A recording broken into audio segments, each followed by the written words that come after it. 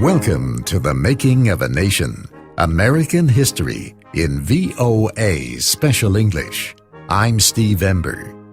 This week in our series, we look at America after the events of September 11th, 2001. A stunning and cowardly strike on the United States.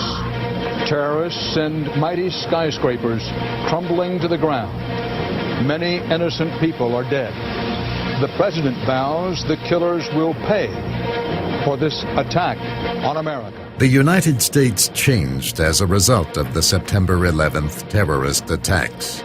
CBS newsman Dan Rather expressed what many Americans were feeling. You will remember this day as long as you live. A series of coordinated terror strikes today at this country, its people, our freedom. Strikes that came without warning. On the morning of that sunny September day that came to be known as 9/11, the nation came under attack from Al-Qaeda, an extremist group led by Osama bin Laden. Its targets were world-famous buildings representing America's economic and military power. Al-Qaeda operatives hijacked 4 American passenger airplanes. The hijackers were from Middle Eastern countries. Each group included a pilot trained to fly 2 kinds of Boeing airliners, the 757 and the 767. At 8:46 on that morning, one group of hijackers flew a Boeing 767 into the North Tower of the World Trade Center in New York City. 17 minutes later, another group flew a second 767 into the Trade Center's South Tower. The planes exploded in fireballs that sent clouds of smoke into the air. The intense heat of the burning jet fuel from the planes caused structural failures that brought down both buildings. About an hour after the first plane hit the World Trade Center, another group of Al-Qaeda operatives flew a 757 airliner into the Pentagon, the headquarters of the Defense Department in Arlington, Virginia. The plane exploded against a wall of the huge building where more than 20,000 people worked.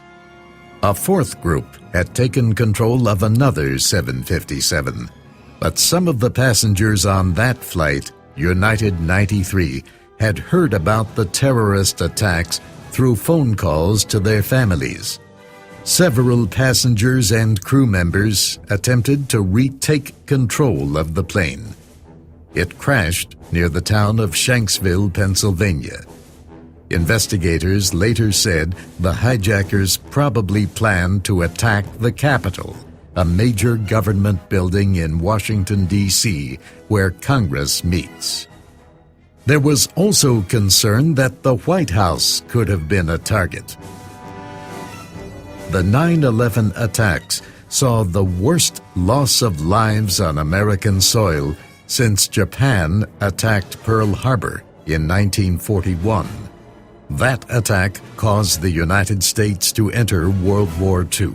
The pictures of airplanes flying into buildings, fires burning, huge structures collapsing, have filled us with disbelief, terrible sadness, and a quiet, unyielding anger. As expressed by President George W. Bush on 9/11, the attacks left Americans in a state of shock and disbelief. But that was soon replaced by anger and a resolve that such events would not be allowed to happen again. These acts of mass murder were intended to frighten our nation into chaos and retreat. But they have failed. Our country is strong. A great people has been moved to defend a great nation. Terrorist attacks can shake the foundations of our biggest buildings, but they cannot touch the foundation of America.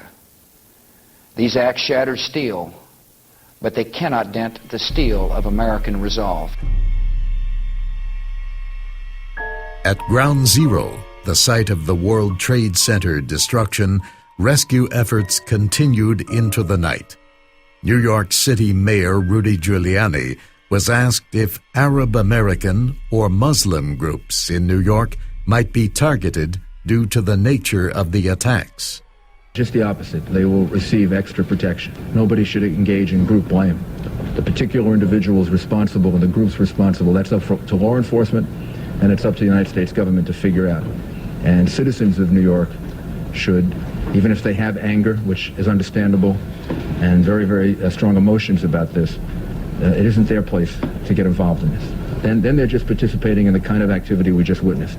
And New Yorkers are not like that. And Giuliani spoke of the strength of spirit of the people of his city.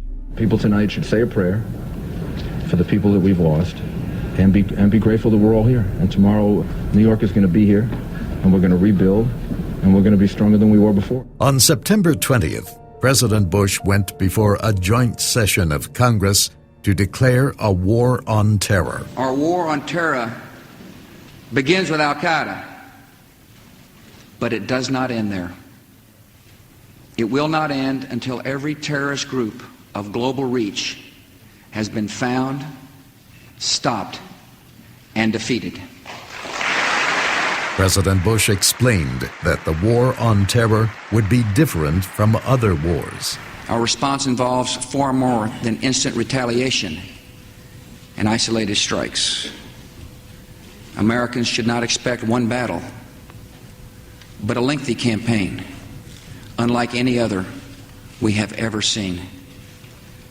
It may include dramatic strikes, visible on TV, and covert operations, secret even in success.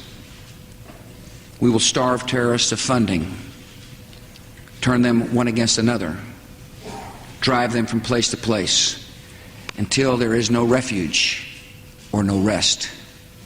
And we will pursue nations that provide aid or safe haven to terrorism.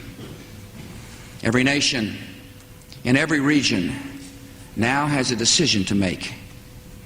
Either you are with us or you are with the terrorists.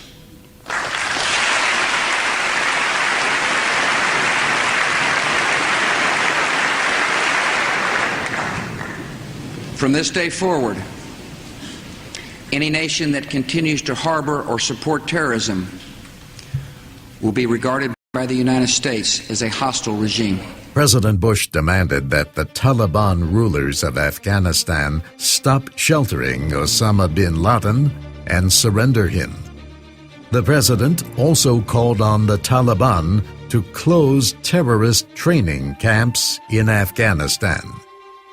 The Taliban refused. They demanded evidence that Osama bin Laden had been involved in the attacks of 9/11. They said that if such evidence was provided, he would be tried in an Islamic court.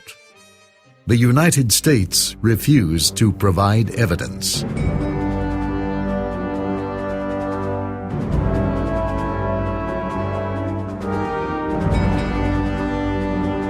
On October 7th, the United States and Britain launched airstrikes against Taliban targets. What became known as the War on Terror had begun. Tribal groups from the opposition Northern Alliance led a ground attack. But suicide bombers had killed their leader, Ahmad Shah Massoud, on September 9th, 2 days before the 9/11 attacks. By November, Taliban control began to collapse in several provinces.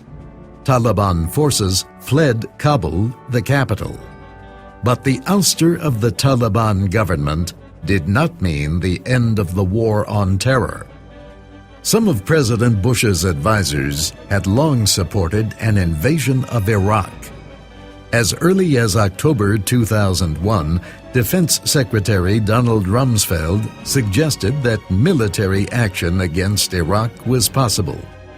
Government officials accused Iraq of having links to terrorist groups like Al-Qaeda.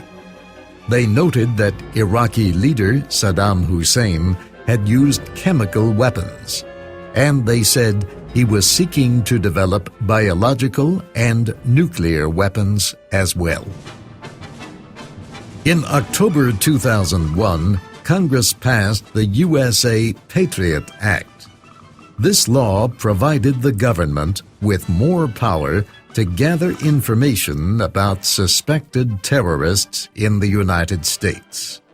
Critics said the law invaded constitutional rights to privacy. Civil liberties groups said the Patriot Act gave law enforcement and other agencies too much power. In January 2002, President Bush gave his State of the Union report to Congress. He accused some nations of supporting terrorist organizations. He said the United States would not wait to be attacked by such groups. Instead, it would strike first at the countries that sheltered them. The president identified 3 nations, North Korea, Iran, and Iraq, as supporters of terror. States like these and their terrorist allies constitute an axis of evil, arming to threaten the peace of the world. By seeking weapons of mass destruction, these regimes pose a grave and growing danger. They could provide these arms to terrorists, giving them the means to match their hatred. In 2002, the United States opened a detention center at its naval base at Guantanamo Bay, Cuba. Some of the fighters arrested in Afghanistan were sent there.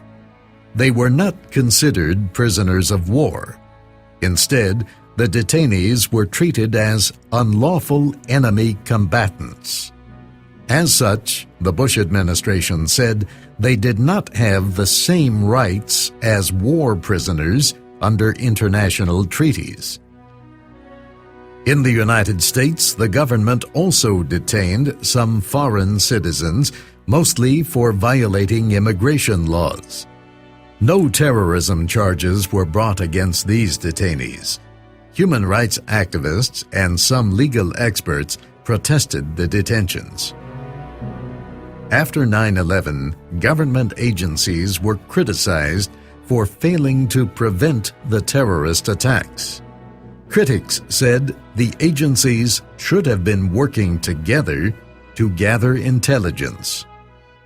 Government officials said part of the issue involved legal restrictions on the gathering and sharing of intelligence.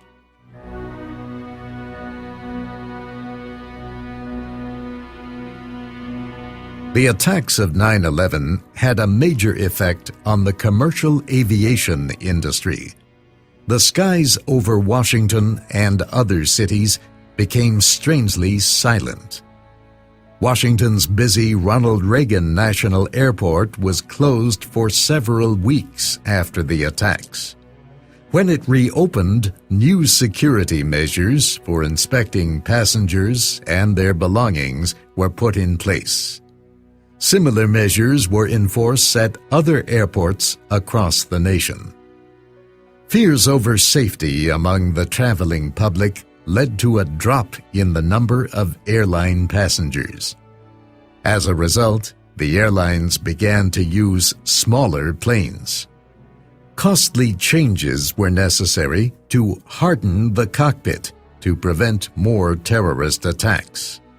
The increased security led to delays and other problems, but slowly Americans began to fly again in greater numbers.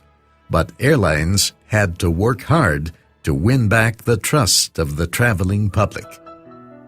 One carrier, United, ran a low-key television advertising campaign in which actor Robert Redford, at the end of each ad, gently suggested, "It's time to fly."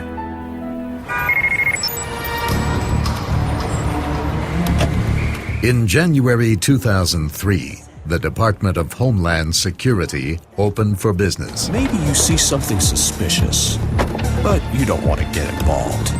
It's nothing, you think. Can you be sure?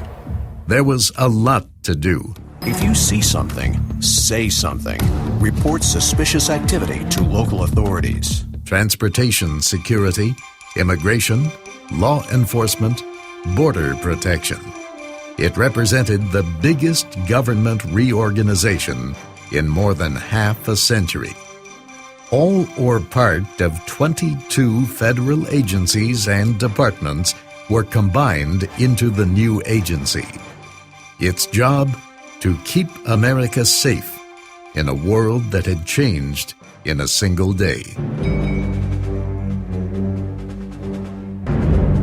The War on Terror, which began after the 9/11 terrorist attacks on the United States, escalated in March 2003 when a coalition of American-led forces invaded Iraq. The mission, as stated by President Bush and British Prime Minister Tony Blair, was to disarm Iraq of weapons of mass destruction, to end Saddam Hussein's support for terrorism, and to free the Iraqi people. The war in Iraq will be our story next week.